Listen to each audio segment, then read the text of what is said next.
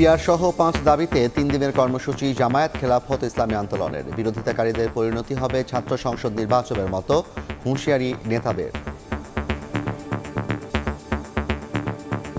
আগামী জাতীয় নির্বাচনে উভয় পক্ষে পিআর পদ্ধতি চালু করা। দেশের বেশিরভাগ জনগণ পিআর মানে, অথচ একটা দল বলছে কেউ মানে না। ঢাবি চাবিতে যে অপমানজনক কলঙ্ক রচিত হয়েছে, সামনে নির্বাচনেও বাংলাদেশের মানুষ আপনাকে কলঙ্ক রচনা করবে। আনুপাতিক পদ্ধতিতে নির্বাচনের দাবি সুপরিকল্পিত মাস্টার প্ল্যানের অংশ, বলছে বিএনপি। জনরায় ছাড়া কিছু করলে গণতন্ত্র ব্যাহতের শঙ্কা। ইসলামী রাজনৈতিক দলটি বলছেন যে পিআর না হলে পরে তুমুল আন্দোলন গড়ে তুলব, সুপরিকল্পিত একটা মাস্টার প্ল্যানের দিকে আগাচ্ছে। নির্বাচনে গিয়ে জনগণের ম্যান্ডেট নিয়ে পরিবর্তন করা যেতে পারে, এর বাইরে কিছু করতে গেলে সেটা গণতন্ত্রকে বাধাগ্রস্ত করবে। দেখছিলেন প্রধান শিরোনাম। সন্ধ্যার সময়ে সঙ্গে আছি আমি জাফর সাদিক। এবার অন্যান্য শীর্ষ সংবাদ।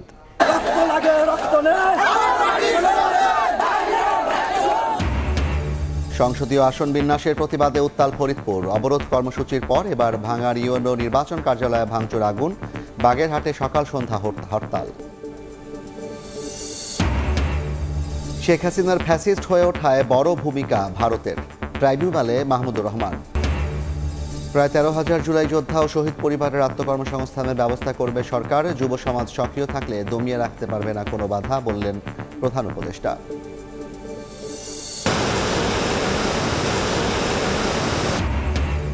টানা বৃষ্টি ও উজানের ঢলে বিপদসীমা ছুঁই ছুঁই তিস্তার পানি। খুলে দেওয়া হলো ব্যারেজের 44টি জলকপাট।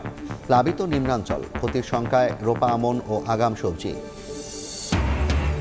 এবং হবিগঞ্জে পরিত্যক্ত রশিদপুর 3 কূপ থেকে সঞ্চালন লাইনে গ্যাস সরবরাহ শুরু। দৈনিক 80 লাখ ঘনফুট মিলবে আগামী 10 বছর। খনন কাজে সক্ষমতা বাড়ার দাবি বাপেক্সের।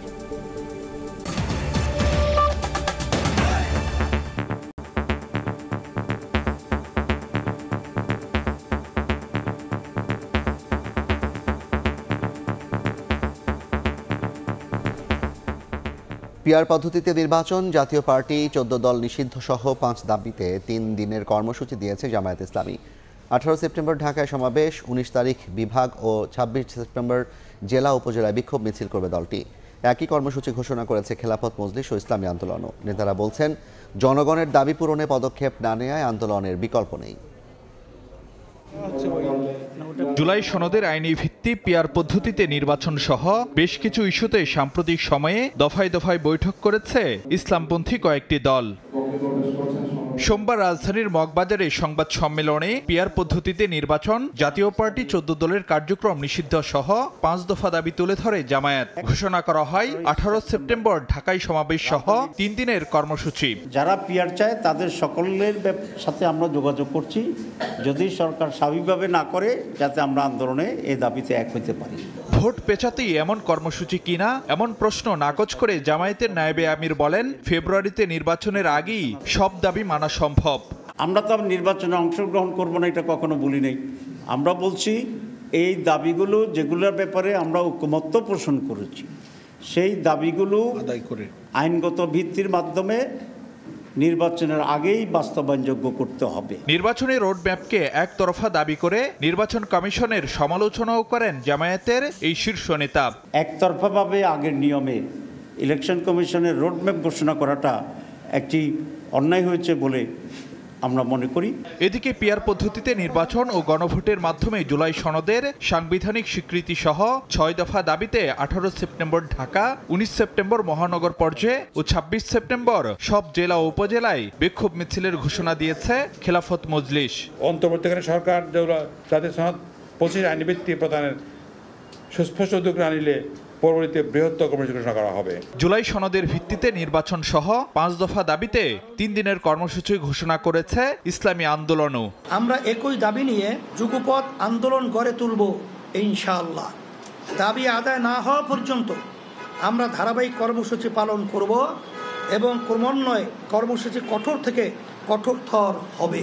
আগামী নির্বাচনে ইসলামী দলগুলো এক বাক্সে ভোট করার ব্যাপারেও আশাবাদী বলে জানান নেতারা। মৌলিক সংস্কার করা। ফারুক ভিয়া, রবিন, সময় সংবাদ, ঢাকা। আনুপাতিক পদ্ধতিতে নির্বাচন হতে হবে দাবি করে ইসলামী আন্দোলনের আমির সৈয়দ মোহাম্মদ রেজাউল করিম বলেছেন, যারা পিয়ার বোঝে না তারা জুলাইয়ের চেতনাও বোঝে না। ছাত্র সংসদ নির্বাচনের মতো আগামী নির্বাচনেও তাদের একই অবস্থা হবে। জামায়াতের সেক্রেটারি জেনারেল মিয়া গোলাম পরোয়ার বলেন, একটা দল ছাড়া ৭০ ভাগের বেশি মানুষ পিয়ারের পক্ষে। পিয়ার পদ্ধতিতে জাতীয় নির্বাচন, জুলাই সনদের আইনি ভিত্তিসহ বেশ কিছু ইস্যুতে রাজধানী জুরাইনে ইসলামী আন্দোলনের গণসমাবেশ। এতে অংশ নেন জামায়াতে ইসলামী সহ বিভিন্ন দলের নেতারা। সোমবার বিকেলে এ সমাবেশে ইসলামী আন্দোলনের আমির সৈয়দ মোহাম্মদ রেজাউল করিমের হুঁশিয়ারি, ঢাকা ও জাহাঙ্গীরনগর বিশ্ববিদ্যালয়ে যাদের অপমানজনক হার হয়েছে, সামনের নির্বাচনেও তাদের একই অবস্থা হবে। এই যে গণ অভ্যুত্থান হয়েছে, এই চেতনাও আসলে আপনারা বুঝতে পারেন নাই।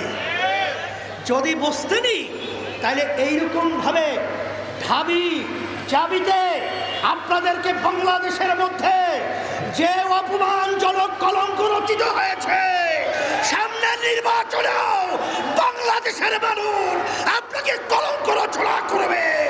জামাতের সেক্রেটারি জেনারেল মিয়া গোলাম পরোয়ার বলেন, একটা দল ছাড়া ৭০ ভাগের বেশি মানুষ পিয়ারের পক্ষে। ৫ দফা দাবি আদায় না হওয়া পর্যন্ত রাজপথে থাকার ঘোষণা দেন তিনি।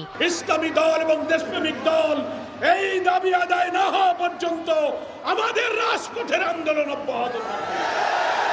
দেশবাসীকে বলবো, আপনারা আন্দোলনের প্রস্তুতি গ্রহণ করুন। দেশের বেশিরভাগ জনগণ পিয়ার মানে, অথচ একটা দল বলছে কেউ মানে না। বিভিন্ন সংস্থা সার্ভে করেছে, ৭০ ভাগের বেশি জনগণ পিয়ারের পক্ষে আছে। পিলখানা ও শাপলা হত্যাকাণ্ডকে জুলাই সনদে অন্তর্ভুক্তের দাবি জানান নেতারা। শাতিলা শারমিন, সময় সংবাদ, ঢাকা। পিয়ার পদ্ধতিতে নির্বাচনের দাবি সুপরিকল্পিত মাস্টার প্ল্যানের অংশ, এমন অভিযোগ করে বিএনপি নেতারা বলছেন, জনরায় ছাড়া রাজনৈতিক দলগুলো দাবি আদায়ের চেষ্টা করলে গণতন্ত্র ব্যাহত হবে। তারা অভিযোগ করেন, ভোট বানচালে ভারতে থাকা শেখ হাসিনার সঙ্গে আঁতাত করছে একটি পক্ষ। বারে বারে বলছি, ফেব্রুয়ারিতে নির্বাচন হবে, ফেব্রুয়ারির প্রথমার্ধে নির্বাচন হবে। সেই নির্বাচন মহোৎসবের নির্বাচন হবে। জাতীয় ঐকমত্য কমিশনের সবশেষ বৈঠকেও ফেব্রুয়ারিতে নির্বাচন আয়োজনের কথা জানান প্রধান উপদেষ্টা। কিন্তু পিয়ার পদ্ধতিতে ভোটের প্রশ্নে দ্বিধাবিভক্ত রাজনৈতিক দলগুলো। রাজধানীর দক্ষিণখানে বাংলাদেশ প্রতিবন্ধী কল্যাণ সমিতির প্রশিক্ষণ কর্মসূচিতে যোগ দিয়ে সাংবাদিকদের বিভিন্ন প্রশ্নের জবাব দেন বিএনপির স্থায়ী কমিটির সদস্য আমির খসরু মাহমুদ চৌধুরী। বলেন, শেখ হাসিনার পতনের মধ্য দিয়ে দেশে রাজপথের পর্ব শেষ হয়েছে, এখন সময় জনগণের মালিকানা প্রতিষ্ঠার। কোনো কারণে নির্বাচন পিছিয়ে গেলে বিপদে পড়বে দেশ। আমরা বোধহয় রাজপথের পর্ব শেষ করেছি, এখন দেশের মানুষের হাতে তাদের মালিকানা ফিরিয়ে দেওয়ার সময় আসছে। প্রত্যেক দলের নিজস্ব দর্শন থাকবে, ভাবনা থাকবে, ভবিষ্যৎ নিয়ে চিন্তা থাকবে। এটার একমাত্র পথ হচ্ছে জনগণের কাছে গিয়ে আগামী নির্বাচনে ম্যান্ডেট নিয়ে আপনারা যে যা চান সেটা করতে পারবে। যেই সরকার, সংসদ জনগণকে দায়বদ্ধ থাকবে, সেটা যত বিলম্বিত হবে দেশ তত বেশি বিপদগ্রস্ত হবে। আমরা বিএনপি পরিবারের উদ্যোগে ক্যান্সার আক্রান্ত হেফাজতে ইসলামের নেতা এনামুল হাসান ফারুকীর স্বাস্থ্যের খোঁজ নিতে যান দলের সিনিয়র যুগ্ম মহাসচিব রুহুল কবির রিজভী। এ সময় তিনি বলেন, রাজনীতিতে সুবিধা আদায়ে পরাজিত শক্তির সঙ্গে আতাত কারো জন্য মঙ্গল বয়ে আনবে না। ইসলামী রাজনৈতিক দলটি তারা বলছেন পিয়ারের জন্য আমরা তুমুল আন্দোলন গড়ে তুলব, কিন্তু আজকে এই বিষয়টাকে তো প্রমিনেন্টে নিয়ে আসা, এত সামনে নিয়ে আসা, এটা তো এক ধরনের, আমি মনে করি সুপরিকল্পিত একটা মাস্টার প্ল্যানের দিকে আগাচ্ছেন, কিন্তু এটা কারো জন্যই কোনো কিছু মঙ্গল বয়ে নিয়ে আসবে না। জাতীয় প্রেস ক্লাবে এক অনুষ্ঠানে অংশ নিয়ে জয়নুল আবদিন ফারুক অভিযোগ করেন, একটি পক্ষ শেখ হাসিনার সঙ্গে মিলে নির্বাচন বানচালের চেষ্টা করছে। নির্বাচনের ট্রেন যখন আমরা উঠলাম, নির্বাচনের ম্যাপ যখন ঘোষণা করলেন, এরা আবার তড়িৎ গতিতে শেখ হাসিনার সাথে আলাপ করে প্রস্তুতি নিচ্ছে আপনার নির্বাচনকে বানচাল করার জন্য। বিএনপি নেতারা বলেন, কেউ নির্বাচন ঠেকানোর চেষ্টা করলে প্রতিহত করবে জনগণ। এটা অবাধ, সুষ্ঠু, নিরপেক্ষ নির্বাচনের পরিবেশ তৈরি করুন। মুরসালিন হক জুনায়েদ, সময় সংবাদ, ঢাকা। সংসদীয় আসন বিন্যাসের প্রতিবাদে উত্তাল ফরিদপুর। মহাসড়ক অবরোধের এক পর্যায়ে ভাঙা ইউনো নির্বাচন কার্যালয়ে ভাঙচুর আগুন দিয়েছেন বিক্ষুব্ধরা। আগুন দেওয়া হয়েছে থানার পুলিশের গাড়িতেও।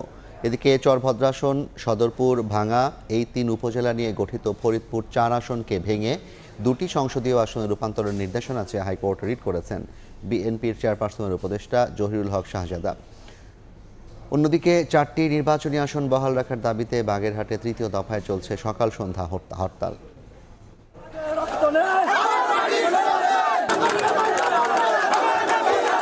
আসন পুনর্বিন্যাসের প্রতিবাদে ক্ষোভে ফুঁসছেন ভাঙাবাসী। এক দফা এক দাবি ফিরিয়ে দিতে হবে ফরিদপুর 2 আসনে কেটে নেয়া 2টি ইউনিয়ন।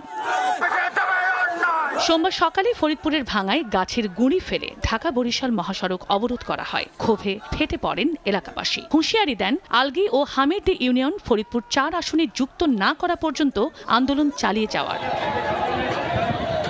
এক পর্যায়ে ভাঙা থানা ঘেরাও করে গাড়ি ভাঙচুর চালানো হয়। এছাড়া উপজেলা নির্বাহী কর্মকর্তা ও নির্বাচন কার্যালয়েও হামলা ও অগ্নিসংযোগ করে আন্দোলনকারীরা।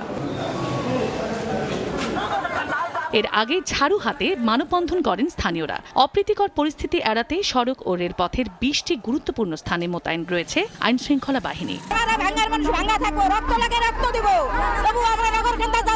এখান থেকে সালতা গেলে আপনার হলো 30 কিলো পথ, তো এটা আলগে এবং হামিদিবাসী মাইনে নেবে না। সড়ক ও রেলপথ অবরোধ করে জনভোগান্তির ঘটনায় রোববার ভাঙা থানায় 90 জনের নামে মামলা করে পুলিশ। মামলায় সর্বদলীয় ঐক্য পরিষদের প্রধান সমন্বয়ক এবং আলগী ইউনিয়ন পরিষদের চেয়ারম্যান সিদ্দিক মিয়াকে গ্রেফতার দেখানো হয়েছে। যখন রাস্তা ব্লক করবে তখন তো বেআইনি কাজ হলে তো আমাকে আইনগত অ্যাকশন নিতে হবে। এদিকে চরভদ্রাসন, সদরপুর, ভাঙা এই 3 উপজেলা নিয়ে গঠিত ফরিদপুর 4 আসনকে ভেঙে 2টি সংসদীয় আসনে রূপান্তরের নির্দেশনা চেয়ে হাইকোর্টে রিট করেছেন বিএনপির চেয়ারপারসনের উপদেষ্টা শাহজাদা মিয়া। আমরা আশা করি আগে যে 70 সালে এবং 73 সালে পূর্বের ন্যায় যে ফরিদপুর 4 এবং ফরিদপুর 5 যে আসন ছিল, আমরা সে আসন চাই। 4টি আসন পুনর্বহালের দাবিতে উত্তাল বাগেরহাটও। সকাল সন্ধ্যা হরতালে বন্ধ সব ধরনের যান চলাচল। হরতাল সমর্থনে বিক্ষোভ মিছিল করে সর্বদলীয় সম্মিলিত কমিটির নেতাকর্মীরা। চন্দ্রা বিশ্বাস, ববি, সময় সংবাদ। শেখ হাসিনার ফ্যাসিস্ট হয়ে ওঠার পেছনে বড় ভূমিকা রয়েছে ভারতের। ফ্যাসিবাদকে সহযোগিতা করেছে জাতীয় পার্টি ও 14 দল সহ বিভিন্ন পেশার লোকজন। ট্রাইব্যুনালে শেখ হাসিনার বিরুদ্ধে জুলাই হত্যাযজ্ঞের মামলায় দেয়া সাক্ষ্যে একথা বলেছেন দৈনিক আমার দেশ পত্রিকার সম্পাদক মাহমুদুর রহমান। এই মামলায় আর 2 জনের সাক্ষ্য গ্রহণ বাকি আছে বলে জানিয়েছেন চিফ প্রসিকিউটর। জুলাই আগস্টের হত্যাযজ্ঞের মামলায় চলতি বছরের 10 জুলাই শেখ হাসিনা, আসাদুজ্জামান খান কামাল, চৌধুরী আব্দুল আল মামুনের বিচার শুরুর আদেশ দেন আন্তর্জাতিক অপরাধ ট্রাইব্যুনাল। 3 আগস্ট শুরু হয় সাক্ষ্য গ্রহণ। 15 কার্যদিবসে এখন পর্যন্ত 46 জনের সাক্ষ্য গ্রহণ শেষ হয়েছে। মঙ্গলবার এই মামলায় সাক্ষ্য দেন রাষ্ট্রপক্ষের তারকা সাক্ষী আমার দেশ পত্রিকার সম্পাদক মাহমুদুর রহমান। সাক্ষ্যে 2008 সালের নির্বাচন, পিলখানা হত্যাযজ্ঞ, শাপলা চত্বরে গণহত্যা, 71-এর যুদ্ধাপরাধীদের বিচারের নামে প্রহসন, বিতর্কিত 3 নির্বাচন, জুলাই আগস্টের গণহত্যা সহ নানা প্রেক্ষাপট তুলে ধরেন। আমরা যেন আবার ন্যায় বিচারের নামে ফাঁসি চাই স্লোগান শুরু না করি। এই ফাঁসি চাই স্লোগানের মাধ্যমে বাংলাদেশে ফ্যাসিবাদের প্রতিষ্ঠা পেয়েছিল। আমরা যেন ওই ভুল না করি। আমরা যেন সকলে বলি যে আমরা ন্যায় বিচার চাই। জবানবন্দিতে মাহমুদুর রহমান বলেন, শেখ হাসিনা ফ্যাসিবাদী হয়ে ওঠার নেপথ্যে বড় ভূমিকা রাখে ভারত। এছাড়া জাতীয় পার্টি, 14 দলের নেতারা সহ বিভিন্ন পেশায় থেকে যারা ফ্যাসিবাদকে সহযোগিতা করেছেন তাদের নামও উল্লেখ করেন মাহমুদুর রহমান।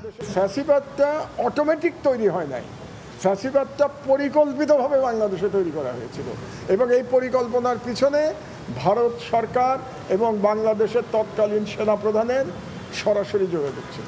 চিফ প্রসিকিউটর জানান, রাষ্ট্রপক্ষে আর 2 জন সাক্ষ্য দেবেন। এরপর শুরু হবে শেখ হাসিনার বিচারের শেষ ধাপ। আমরা আশা করছি আর 2-1 জন সাক্ষ্য প্রদান করার মাধ্যমে এই মামলার সাক্ষ্য গ্রহণ সমাপ্ত হবে এবং সাক্ষ্য গ্রহণ সমাপ্ত হলে বিচারের যে নিয়মতান্ত্রিক যে প্রক্রিয়া আছে সেই প্রক্রিয়ায় বিচারটি সমাপ্তির দিকে ধাবিত হবে। এদিন আশুলিয়ায় 6 লাশ পোড়ানো এবং 1 জনকে হত্যার ঘটনায় প্রথম দিনের সাক্ষ্য গ্রহণ হয় ট্রাইব্যুনাল 2-এ। আফজাল হোসেন, সময় সংবাদ, ঢাকা। সন্ধ্যার সময় আরও থাকছে। পদ্মা সেতুতে স্বয়ংক্রিয় টোল আদায় শুরু। 4টি লেনে চলন্ত গাড়ি থেকেই পরিশোধ করতে পারছেন চালক। সময় বাঁচায় উচ্ছ্বসিত চলাচলকারীরা। দেশের তরুণরা সক্রিয় থাকলে কোনো বাধাই জাতিকে দমিয়ে রাখতে পারবে না উল্লেখ করে দেশ গঠনে তরুণদের উদ্যোগী হওয়ার আহ্বান জানিয়েছেন প্রধান উপদেষ্টা doctor Mohammad Yunus. Youth award প্রদান অনুষ্ঠানে তিনি জানান, তরুণদের যোগ্য ও দক্ষ করতে নানা পদক্ষেপ নিচ্ছে সরকার। অনুষ্ঠানে যুব ও ক্রীড়া উপদেষ্টা জানান, জুলাই আহত ও শহীদ পরিবারের প্রায় 13,000 সদস্যের জন্য আত্মকর্মসংস্থানের ব্যবস্থা করবে সরকার। তরুণদের প্রতি কৃতজ্ঞতা। প্রধান উপদেষ্টার কার্যালয়ে ইউথ অ্যাওয়ার্ড 2025 প্রদান অনুষ্ঠান সোমবার সকালে শাপলা হলে হাজির হন বিভিন্ন ক্ষেত্রে অবদান রাখা তরুণরা। মানবিকতা, শিক্ষা, স্বাস্থ্য, প্রযুক্তি ও উদ্ভাবনী বিষয়ে বিশেষ অবদান রাখার জন্য 12 তরুণের হাতে পুরস্কার তুলে দেন প্রধান উপদেষ্টা ডক্টর মোহাম্মদ ইউনূস। প্রধান অতিথির বক্তব্যে ডক্টর ইউনূস বলেন, কোনো দেশের তরুণরা সক্রিয় হলে কোনো বাধাই সে জাতিকে দমিয়ে রাখতে পারে না। তোমাদের সাফল্য কেবল ব্যক্তিগত অর্জনে সীমাবদ্ধ না রেখে অন্যদের জন্য অনুকরণীয় দৃষ্টান্ত করো। আমি বিশ্বাস করি তরুণরা সক্রিয় থাকলে দেশের কোনো সমস্যায় অমীমাংসিত থাকতে পারে না। আমরা তোমাদের নতুন নীতি, যুগান্তকারী ধারণা এবং সামাজিক পরিবর্তনের অগ্রদূত হিসেবে দেখতে চাই। তোমাদের সম্মিলিত প্রয়াসেই বাংলাদেশ একটি উন্নত, মানবিক এবং উদ্ভাবনী রাষ্ট্র হিসেবে বিশ্বে মাথা উঁচু করে দাঁড়াতে পারবে। অনুষ্ঠানে উপদেষ্টা আসিফ মাহমুদ সজীব ভুঁইয়া জানান, জুলাই গণ অভ্যুত্থানে আহত ও শহীদ পরিবারের প্রায় 13,000 সদস্যের জন্য আত্মকর্মসংস্থানের ব্যবস্থা করবে যুব ও ক্রীড়া মন্ত্রণালয়। বিশেষ প্রকল্প হাতে নেওয়া হয়েছে, যার মাধ্যমে 12,877 জনকে প্রশিক্ষণ ও আত্মকর্মসংস্থান সৃষ্টিতে সহযোগিতা প্রদান করা হবে। দেশে বিদেশে প্রশিক্ষণের মাধ্যমে তরুণদের উদ্ভাবনী শক্তিকে বিকশিত করা হবে বলেও জানান উপদেষ্টা। তরুণরাই এদেশের উন্নয়ন ও সমৃদ্ধির মূল চালিকা শক্তি। নাজমুস সালেহী, সময় সংবাদ, ঢাকা। পদ্মা সেতুতে চালু হলো স্বয়ংক্রিয় টোল আদায়। 4টি লেনে চলন্ত গাড়ি থেকে এই টোল পরিশোধ করতে পারছেন চালকরা। সময় বাঁচায় উচ্ছ্বসিত চলাচলকারীরা। সেতু কর্তৃপক্ষ বলছে, লাইভ পাইট্রোলিং প্রক্রিয়ায় সবার জন্য উন্মুক্ত করা হয়েছে এই পদ্ধতি। পদ্মা সেতুতে চলন্ত অবস্থায় টোল পরিশোধের প্রযুক্তি এখন থেকে সবার জন্য উন্মুক্ত। সোমবার দুপুর থেকে মোটরসাইকেল ব্যতীত সব যান ব্যবহার করতে পারবে ইটিসি পদ্ধতি। ইটিসি সিস্টেম ব্যবহার করতে হলে প্রথমে ট্রাস্ট ব্যাংকের টিএপি অ্যাপে গিয়ে ডি টোল অপশনে গিয়ে গাড়ির রেজিস্ট্রেশন ও রিচার্জ করতে হবে। এরপর পদ্মা সেতুর নির্ধারিত RFID বুথে ট্যাগ চেক ও রেজিস্ট্রেশন করতে হবে। প্রক্রিয়া শেষ হলেই 30 কিলোমিটার গতিতে ইটিসি লেন ব্যবহার করা যাবে। রেজিস্ট্রেশন করা গাড়িগুলো চলন্ত অবস্থায় টোল বুথের কাছে আসতেই রেডিও ফ্রিকোয়েন্সি আইডেন্টিফিকেশন RFID পদ্ধতিতে স্বয়ংক্রিয়ভাবে অ্যাকাউন্ট থেকে কেটে নেওয়া হবে টোল। স্বয়ংক্রিয়ভাবে টোল আদায় করলে আমাদের যাত্রী ভোগান্তি অনেকটাই কমে যাবে। সিরিয়ালে দাঁড়াতে হবে না, জ্যাম লাগবে না, এই জন্য সুবিধা হবে। উন্নত প্রযুক্তি ব্যবহারের টোল আদায়ের সময় সাশ্রয়ের পাশাপাশি কমছে গাড়ির জট। পাইলটিংয়ে চলে গেছে, কিছু কেস আমরা সাকসেসফুল পেয়েছি, কিছু মাইনর এরর আসতেছে। 10-15 দিনের মধ্যে এটা ফুললি কমপ্লিট হয়ে গেলে ঊর্ধ্বতন কর্তৃপক্ষের নির্দেশনা অনুযায়ী এটা মেবি 1 অক্টোবর বা অন্য কোনো যে ডেটটা ফিক্সড হয় ওই ডেট থেকে ইনশাল্লাহ ফাইনালি একদম লাইভে চলে যাবে ইনশাল্লাহ। 2022 সালের 26 জুন চালু হওয়া পদ্মা সেতু দিয়ে প্রতিদিন গড়ে 18,000 যানবাহন পারাপার হচ্ছে। পদ্মা সেতুর দুই প্রান্তে দুটি করে 4টি লেনে ইটিসিএস চালু করা হয়েছে। বাকি 11টি লেনে আগের মতোই ম্যানুয়াল পদ্ধতিতে টোল আদায় করা হচ্ছে। মুন্সিগঞ্জের মাওয়া থেকে নাসির উদ্দিন উজ্জ্বল, সময় সংবাদ। রাজধানীর সড়ক উন্নয়ন কাজ যেন গলার কাঁটা। প্রধান সড়ক থেকে অলিগলি বিভিন্ন স্থানে দেদারসে চলছে রাস্তা খনন, জলাবদ্ধতা, ড্রেনেজ ব্যবস্থার উন্নয়ন সহ বিভিন্ন কারণে খোঁড়া হলেও পরিত্যক্ত অবস্থায় পড়ে থাকছে মাসের পর মাস। নীতিমালা না মানায় দুর্বিষহ হচ্ছে নাগরিক জীবন। বিভিন্ন সংস্থার সাথে সমন্বয়হীনতার কথা স্বীকার করে নগর কর্তৃপক্ষ বলছে, প্রকল্পের মেয়াদ ও বরাদ্দের শেষের কারণে বাধ্য হয়ে কাজের অনুমতি দিচ্ছেন তারা। সোহেল কুরেশির ছবিতে তোহাকান তামিমের রিপোর্ট।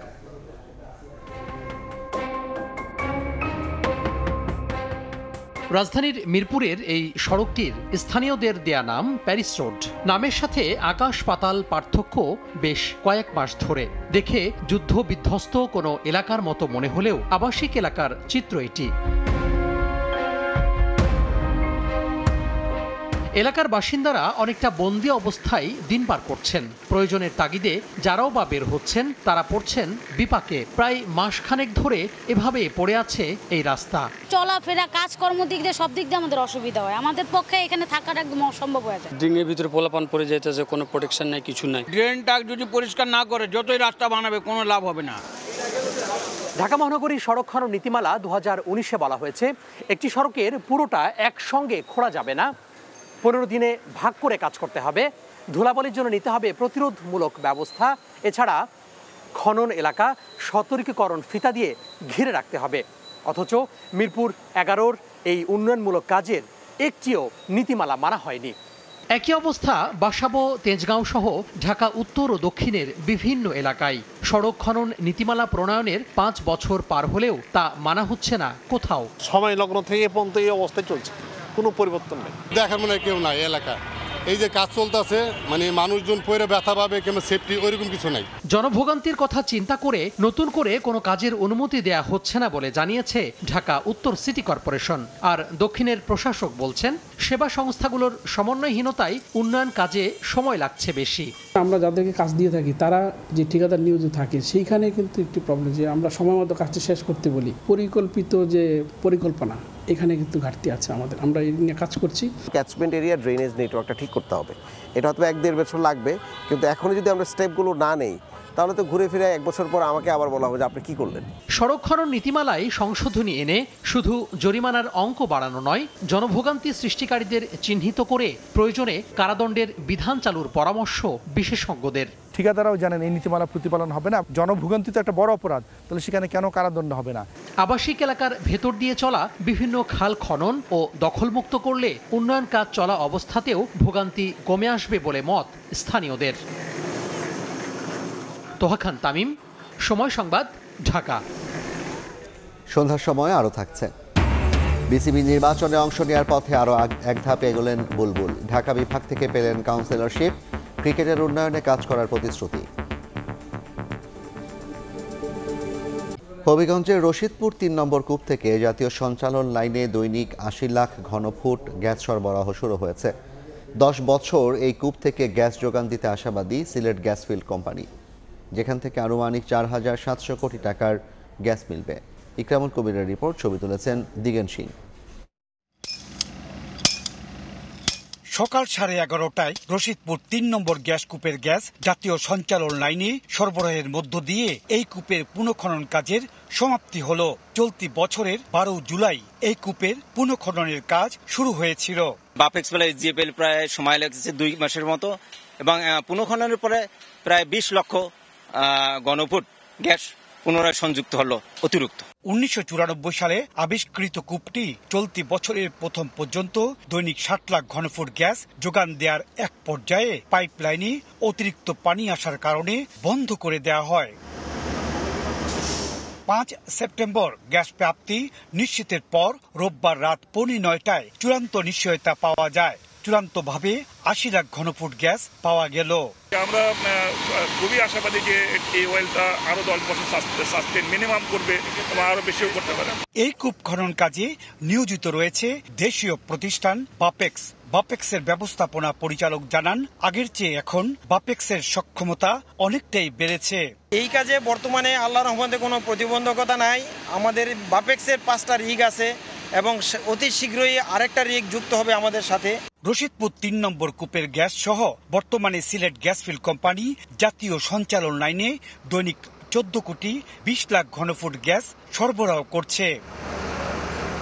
রশিদপুর 3 নম্বর গ্যাস কূপ থেকে 80 লক্ষ ঘনফুট গ্যাস এই লাইনের মাধ্যমে জাতীয় সঞ্চালন লাইনে আজ থেকে সরবরাহ করা হলো। হবিগঞ্জের রশিদপুর 3 নম্বর গ্যাস কূপ থেকে ইকরামুল কবির, সময় সংবাদ। টানা বৃষ্টিতে উজানের ঢলে বেড়েছে তিস্তার পানি, এতে প্লাবিত হয়েছে নিম্নাঞ্চল ও চরাঞ্চল। দুর্ভোগে বাসিন্দারা। পানি নিয়ন্ত্রণে খুলে রাখা হয়েছে তিস্তা ব্যারাজের 44টি জলকপাট।